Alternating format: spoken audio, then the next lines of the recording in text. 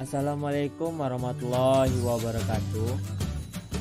Halo guys, baiklah di sini kita akan mempelajari tentang karakteristik manusia komunikan. Apa sih komunikan? Peserta komunikasi yang memulai komunikasi dan yang menerima komunikasi, atau pemeran dalam komunikasi. Dalam diri komunikan, psikologi memberikan karakteristik manusia komunikan serta faktor-faktor internal maupun eksternal yang mempengaruhi perilaku komunikasinya. Yang pertama yaitu konsep psikologi tentang manusia. Konsep psikologi yaitu ada 4 teori. Yang pertama yaitu teori psikoanalisis yang melukiskan manusia sebagai makhluk yang digerakkan oleh keinginan-keinginan yang terpendam. Kemudian teori kognitif yang melihat manusia sebagai makhluk yang aktif mengorganisasikan dan mengolah stimulus yang diterimanya. Kemudian teori behaviorisme yang memandang manusia sebagai makhluk yang digerakkan semaunya oleh lingkungan. Dan yang terakhir yaitu teori humanitis yang menggambarkan manusia sebagai pelaku aktif dalam merumuskan strategi transaksional dan lingkungan.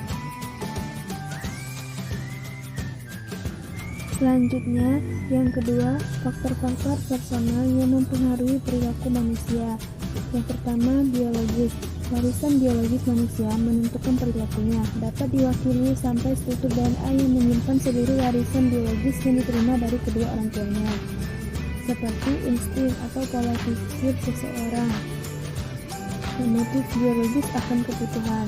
Jadi intinya, biologis ini adalah kepribadian yang mengacu pada sikap untuk bertindak, berpikir, dan merasakan, terutama ketika dia berhubungan dengan orang lain atau bereaksi terhadap suatu situasi.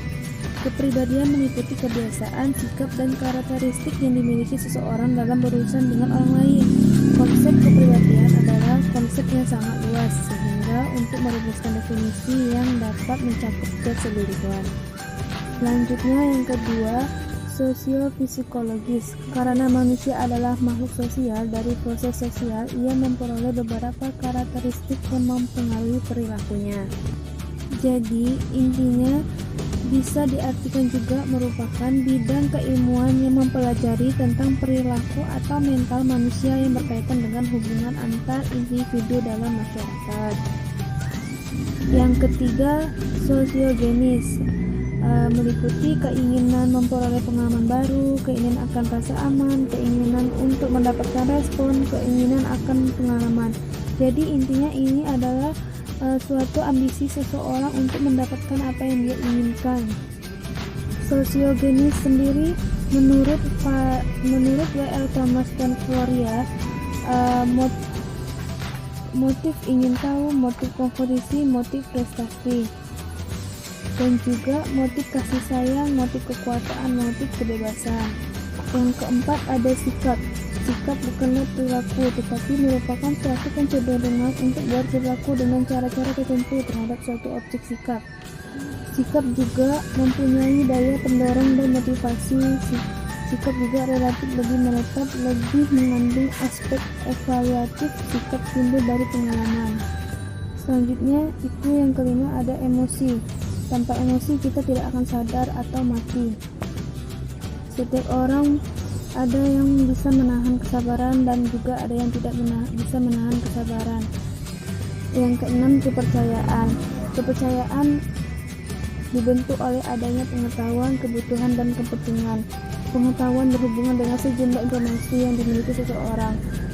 Kepercayaan contohnya itu kita saling percaya kepada agama kita sendiri. Yang ketujuh, kebiasaan. Setiap orang mempunyai kebiasaan yang berlainan dalam menanggapi stimulasi tertentu. Kebiasaan yang memberikan pola perilaku yang dapat diramalkan. Selanjutnya itu ada kemauan. Kemauanlah yang membuat orang menjadi besar dan kecil.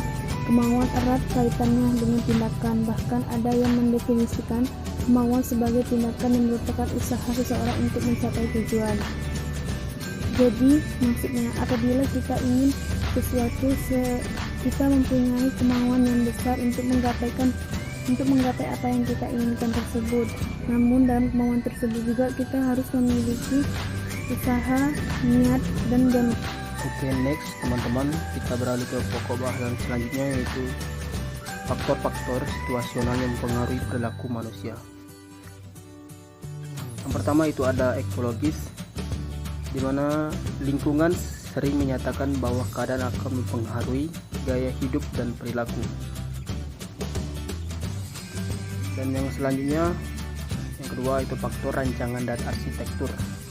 Menurut para ahli dari Osmond dan Sommer mengatakan adanya perbedaan antara bangunan yang mendorong orang untuk berinteraksi dan ada juga bangunan yang menghindari orang untuk berinteraksi.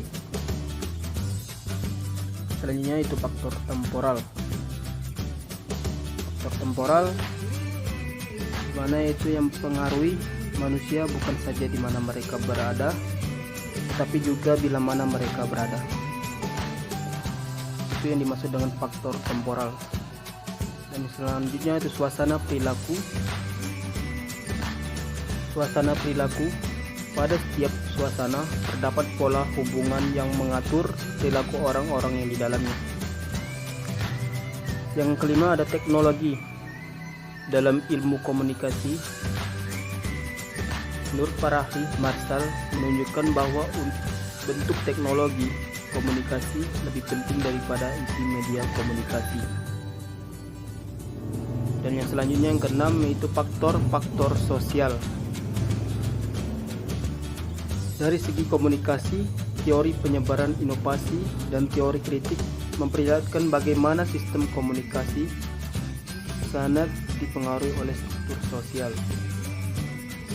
Karena besar kecilnya organisasi akan mempengaruhi jaringan komunikasi dan sistem pengambilan keputusan.